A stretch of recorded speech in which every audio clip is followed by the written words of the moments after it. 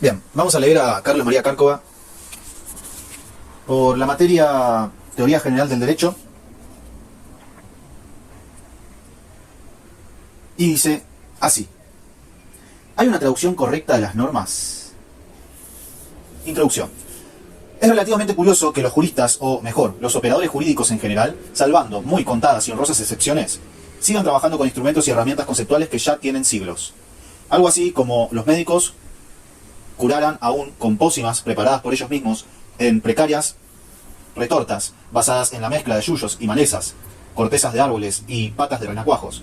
O si quienes explotan la tierra abrieran surcos con arados de troncos tirados por bueyes y conducidos por manos fuertes y callosas de unos individuos, mitad siervos de la gleba y mitad peones rurales. Ciertamente, la modernidad y la posmodernidad han entrado en los escritorios de abogacía y en los despachos judiciales, pero, por lo general, bajo la forma de computadoras, bibliotecas virtuales, programas de gestión y control administrativo y otros asuntos de esa índole. Sin embargo, ¿cómo explicarse que, por lo común en el ámbito del derecho, se encuentre tanta desinformación referida a asuntos que han ocupado de manera significativa a las ciencias sociales y a las humanidades, a las denominadas nuevas ciencias, a la epistemología contemporánea y a la filosofía? Me refiero, para decirlo reductiva pero claramente, al tipo de cuestiones involucradas en el llamado giro lingüístico. El lenguaje ocupa el centro de la escena intelectual desde mediados del siglo pasado. La lingüística moderna, que nace con Saussure y con Peirce hace casi 100 años, ha venido evolucionando constantemente a través de la multiplicidad de escenas y tendencias, cada una de las cuales ha realizado aportes que, aunque no siempre consistentes, resultaron de todos modos de singular importancia. Bakhtin, Benveniste, Jacobson, Barthes, Todorov, Gremias, Reimas, Eco, Kristeva, Morris, Austin, por citar solo algunos nombres de una lista interminable.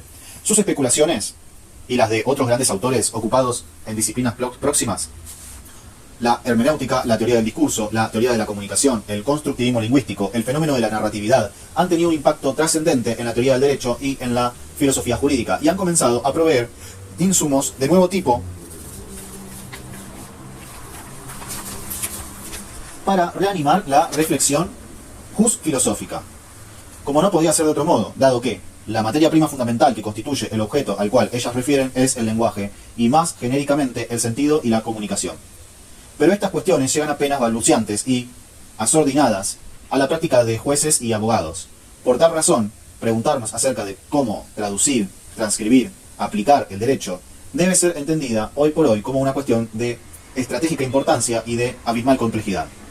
Las respuestas canónicas a esta pregunta, vigentes hasta hace unos 30 años, por poner alguna fecha arbitraria, merodeaban alrededor de una concepción de ciencia objetivista, heredera del legado cartesiano-newtiano y del positivismo filosófico y jurídico. Y así como la forma de ser de lo natural estaba inscripta en procesos causales, mecánicos y ajenos a cualquier clase de subjetividad o intencionalidad, aplicar la ley era cuestión de lectura y deducción lógica. En la medida de lo posible, había que entender los textos de la manera y con el sentido con que ellos habían sido sancionados oportunamente y, en caso de dudas, aplicar el método interpretativo correcto, que no sería otro que aquel que condujera a desentrañar la verdad de la o las normas aplicables, partiendo además de la premisa de que en cada caso, saber en cada caso cuál era la norma aplicable o el set de normas resultaba una cuestión naturalmente obvia. Kelsen, que se animó a afirmar tempranamente que el acto de adjudicación no era solo un acto de conocimiento, sino también de voluntad, escandalizó a la academia y tuvo en los hechos, esto es, en los tribunales, poca influencia. Más allá de su innegable talento, él mismo no es ajeno al reproche. Fue precisamente su concepción acerca de la pureza metódica del derecho lo que aisló la teoría jurídica de la teoría social y de las humanidades, artificiosa y arbitrariamente, de modo que esta última llega tarde al encuentro de problemáticas que tienen larga historia en disciplinas como la filosofía, la historia o la antropología.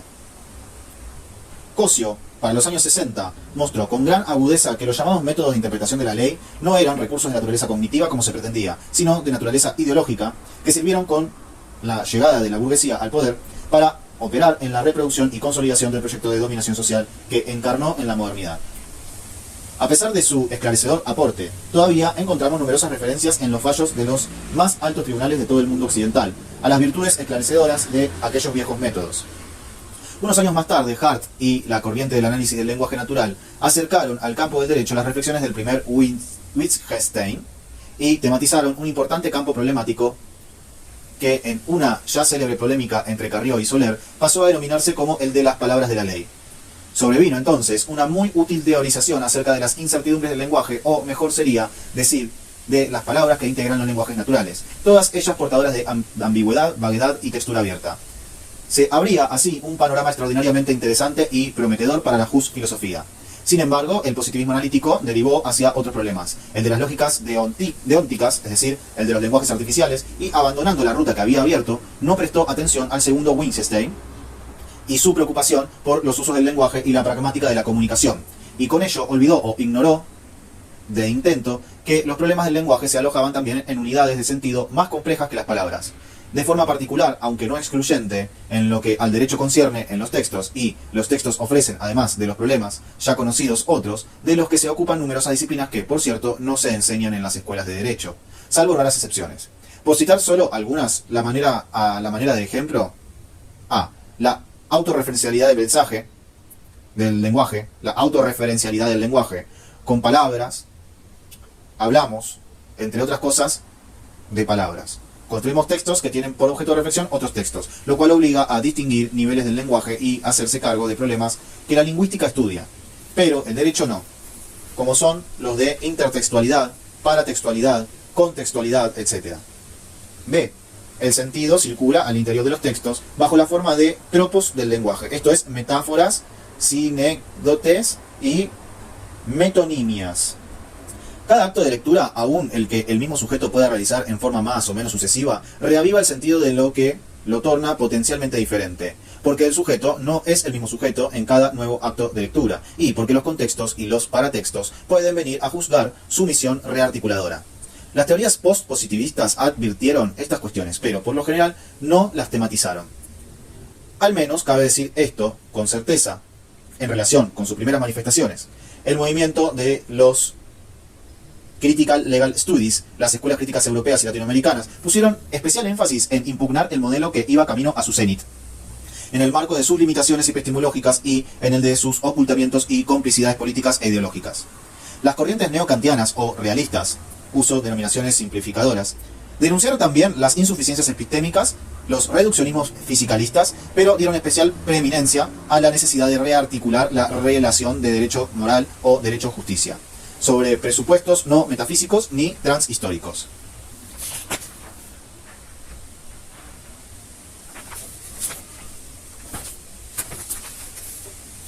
En un segundo momento se produjo un cambio cualitativo y emergieron las cuestiones hasta entonces preteridas con una fuerza y una potencialidad ejemplares.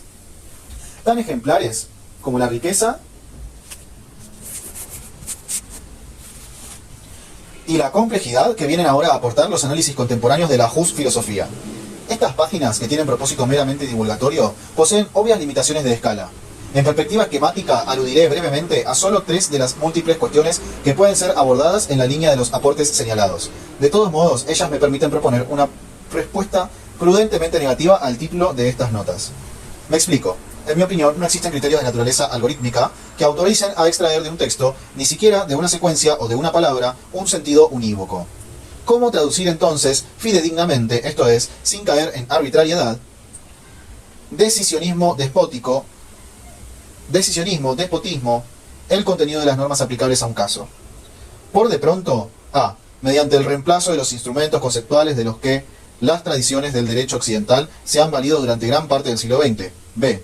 Receptando las elaboraciones de la nueva epistemología y los que provienen de la semiótica, de la teoría del discurso y de la teoría de la comunicación. C. Ello en perspectiva crítica, para no perder de vista el papel social del derecho y su entramado con la reproducción y o transformación de las relaciones sociales de producción de la vida.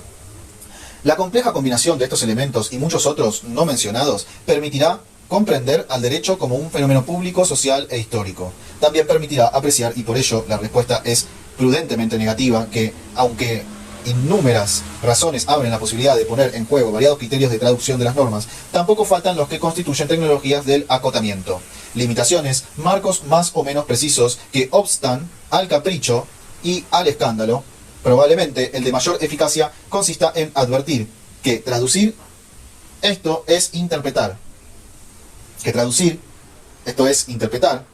es siempre una operación de naturaleza social que adquiere sentido y legitimación en el contexto de una cultura y de un contexto dado, de un conjunto dado de producción e intercambios simbólicos.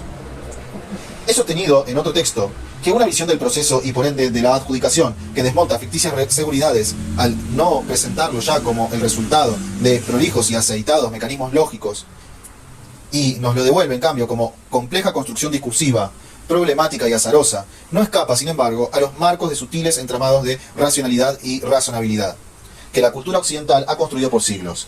Siglos de refinamiento de las tecnologías jurídicas, siglos de socialización producida por las escuelas de derecho, siglos de un saber especializado, siglos de una cultura tribunalicia.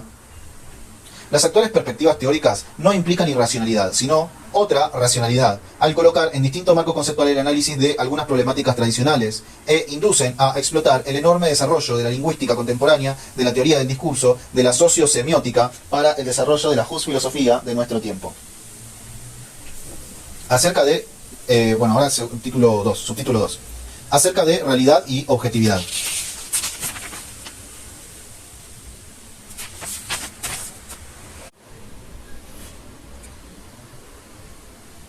Acerca de realidad y objetividad.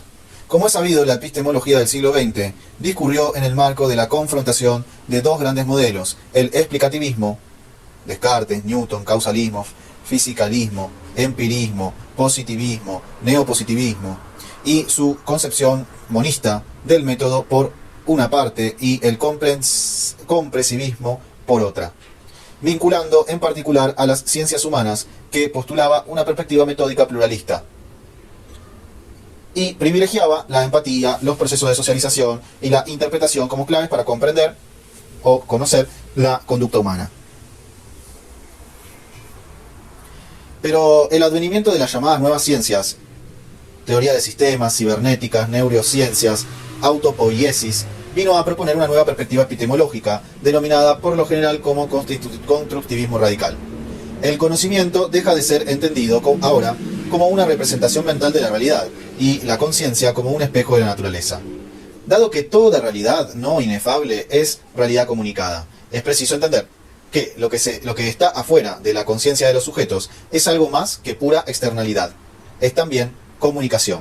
Esto es construcción de sentido. Lo que está afuera, lo real, lo objetivo, adquiere esa condición en un proceso de intercambio comunicativo que lo constituye como real, porque resulta mediado por palabras, por significaciones, por historias previas, por símbolos, por valoraciones, por acuerdos, por precomprensiones del mundo.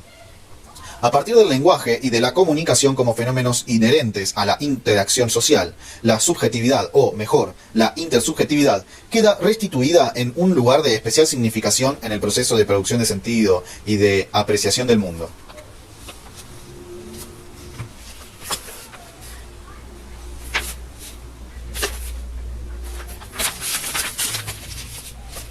Desde una tal epistemología, resulta claro que la perspectiva de una traducción unívoca aparece como ingenua o ideológica. La traducción unívoca remite al formalismo, al mecanicismo, al universalismo, es decir, a todo aquello que la nueva epistemología y la crítica jurídica han venido a poner en cuestión.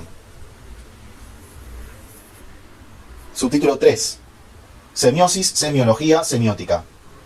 La adquisición del conocimiento en general y también del conocimiento jurídico implica el tratamiento de los procesos de significación. De allí que la semiótica resulte imprescindible a los fines de su producción e interpretación controladas, sin que por ello su papel sea menos relevante en las situaciones en las que se lidia con las cualidades sensibles de los objetos y de los individuos, que ponen también en discurso sus pasiones. Como afirmaba Luis Prieto, la semiología no se muestra como una atomización de conocimientos dispersos, sino como una relación coherente de los sistemas de comunicación y de sus consiguientes usos sociales. Humberto Eco, en su Tratado de Semiótica General, ha realizado un enorme esfuerzo por sintetizar las tradiciones relativamente divergentes representadas por Saussure y sus seguidores, semiología, y por Peirce y los suyos, semiótica, a partir de entender la producción de signos como una fuerza social en sí misma, capaz de desencadenar otras fuerzas sociales. Para el talentoso autor que mencionó, una teoría de los códigos de significación exhibe las conexiones secretas y ocultas de un sistema cultural determinado. El cambio en los estados del mundo, sostiene, no podría materializarse si tales estados no son concebidos como sistemas semánticos, pues transformarlos requiere nombrarlos y organizarlos. La producción de signos produce ideología y también crítica de la ideología. Por ello, la semiótica constituye una forma de crítica social, es decir, una manifestación de la praxis. Dado que el derecho puede concebirse como la más importante estructura de comunicación y de interacción social del mundo, que nace con la modernidad, parece claro que entender su específica forma de organización, su carácter textual y no textual, la manera en que operan al interior del discurso, que le es propio, las nociones de código, mensaje, recepción, demandan estudios de semiótica general y de semiótica jurídica, tal como tempranamente lo advirtiera Louis Warat.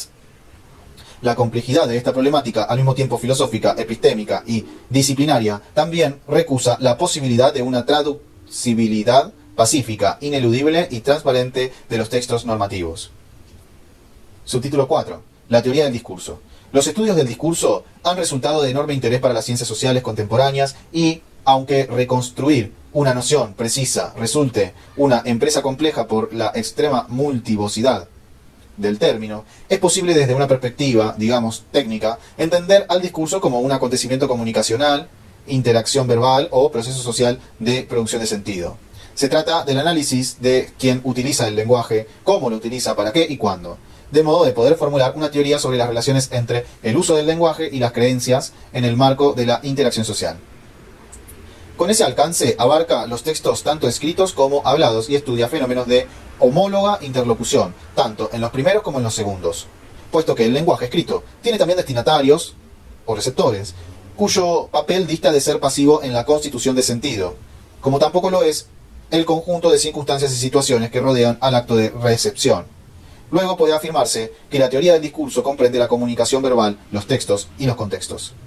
Desde un punto de vista estructural, el discurso consiste en una secuencia proposicional dispuesta en un cierto orden: gestos, movimientos, posturas, volumen elocucional. Completan el sentido de la interacción verbal cuando la interacción es textual. La intertextualidad y la contextualidad cumplen igual misión. Finalmente, el sentido alude siempre a ciertas representaciones semánticas. Algunos autores como Herbert Grace destacan que la comunicación demanda cooperación por parte del emisor, administrando de manera adecuada la cantidad de información, la cadencia y la forma en que es transmitida. Por el lado del receptor, con disposición para la escucha.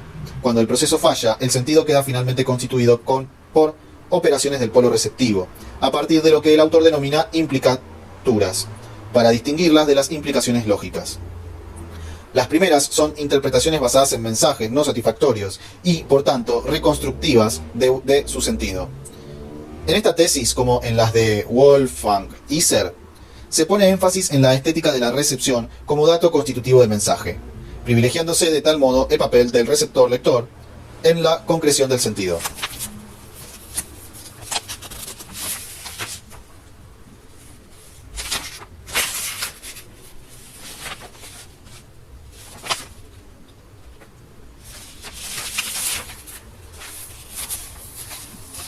El análisis del discurso atiende, además de las reglas semánticas y sintácticas, las formas deliberadas o no con las que los usuarios se comunican a través de procesos estratégicos. Las representaciones mentales que provienen de la lectura de un texto o de la escucha no constituyen reproducciones mentales mecánicas, esto es, no copian sentidos portados en los mensajes, sino que deconstruyen y reconstruyen sentido utilizando elementos conversacionales, textuales y contextuales, conjuntamente con el conjunto de creencias que los usuarios ya poseen antes de iniciar la comunicación. Y así como el contexto influye en el discurso, este puede modificar el contexto. Como explica con acierto Teun A. Van Dijk, cuyas ideas parafraseamos: en todos los niveles del discurso encontramos huellas de un contexto en el que las características sociales de los participantes desempeñan un papel fundamental. Se trate del género, la clase, la filiación étnica, la edad, el origen, la posición u otros rasgos que determinan su pertenencia a un grupo. Hace ya muchos años intentamos, con apoyo en estas y otras categorías teóricas, reconstruir una noción discursiva para el derecho. Lo caracterizamos, hablo aquí en plural porque fue una tarea colectiva que hicimos con Alicia Ruiz y Ricardo Etregan, como una práctica social específica de naturaleza discursiva que expresaba los niveles de acuerdo y conflicto en una formación social determinada. Su especificidad, sosteníamos, provenía de la posibilidad de distinguirla de otras prácticas políticas, económicas, morales, etc. Se trataba de un discurso, en tanto proceso de producción de sentido, que albergaba tres niveles, el de las normas, el de las interpretaciones de las normas producidas por los operadores jurídicos, de modo particular en el proceso de adjudicación, y el que operaba en el imaginario de la sociedad, bajo la forma de creencias, informaciones, lugares comunes, mitos e ideologías referidas al derecho. Esos niveles eran distinguibles solo analíticamente. En la práctica se articulaban y rearticulaban recíprocamente en un juego incesante de circulación de sentido, que coagulaba, precipitaba circunstancialmente en un producto legislativo o en una decisión judicial, para pasar de inmediato a formar parte nuevamente del proceso. El sentido incorporado a las normas por el legislador se aloja en un texto que es mudo, como dice José Calvo González. Para hacerlo hablar se necesita de los lectores, pues es sabido, no hay texto sin lector. De modo que aparece así el aporte de los diversos lectores, abogados, escribanos, practicantes, amateurs y jueces. Estos últimos, los lectores, intérpretes, paradigmáticos. Pero la actividad del juez, su lectura, su interpretación de las normas, debe acoplarse, ecualizarse con muchas otras interpretaciones. Las de las partes, los testigos, los documentos, los peritajes, y ese complejo proceso que toma en cuenta la jurisprudencia vigente y la doctrina actualizada. No deja de lado tampoco las experiencias existenciales que constituyen a los magistrados como seres sociales situados. En este aspecto es que el imaginario de la sociedad, el sistema de representaciones sociales, el contexto, cumple su papel operativo. El resultado será el que produzca la intercepción articulada de los textos, normas, las interpretaciones acerca de los textos y las representaciones sociales vigentes. Estas ideas, fatalmente jibarizadas para esta ocasión, que comenzamos a divulgar en los tempranos 70 con menos información, pero seguramente mayor intuición de la que ahora disponemos, se encuentra bastante próxima a un divulgado trabajo de F. Ost, que será alguien, no sé quién es, Ost, es el apellido, en el que juega con la metáfora del derecho de la posmodernidad como encarnado por Hermes, el dios mensajero, modesto intermediario en la circulación incesante del sentido y en la construcción de los juegos del discurso. Una percepción similar puede encontrarse en la propuesta de Jack Balkin y Sanford Levinson, cuando comparan al derecho con las denominadas performing arts o artes performativas. En ese registro ubican, por ejemplo, a los guiones cinematográficos, a las obras teatrales, a las partituras musicales y a las constituciones. Para actualizar cualquiera de estas estructuras de sentido se necesita, claro está, de los creadores, guionistas, autores teatrales, músicos y legisladores. También de los intérpretes, directores de cine, teatro, actores, ejecutantes musicales, operadores jurídicos, en especial jueces. Y por último, y quizás de manera principal, de una audiencia que interactivamente disciplina a los intérpretes mediante aplausos, abucheos, críticas, reprobaciones, etc. Los autores que cito piensan la audiencia como constituida no solo por individuos, sino también por redes sociales que producen y reproducen retóricas de persuasión en la tarea social de generar sentido. Llegado a este punto, es mi deber dejar en claro que estas ideas no son totalmente originales. Con gran profundidad y fina reflexión las aprendimos hace ya algunos años, expuestas en los trabajos sobre interpretación del derecho que produjera el profesor Eros Roberto Grau, al definir al derecho como arte halográfica, al insistir en que no son solo las normas las que se interpretan, sino también los hechos. Ajá.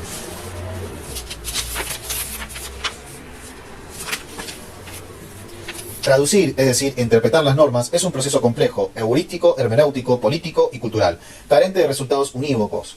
No hay verdad en las sentencias, sino verosimilitud.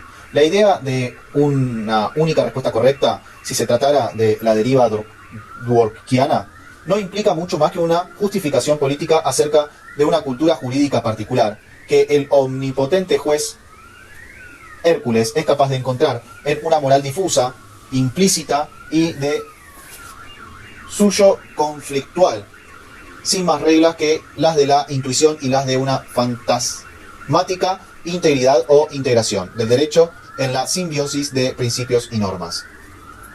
Estas notas deben concluir aquí, pues ya han excedido la extensión prevista.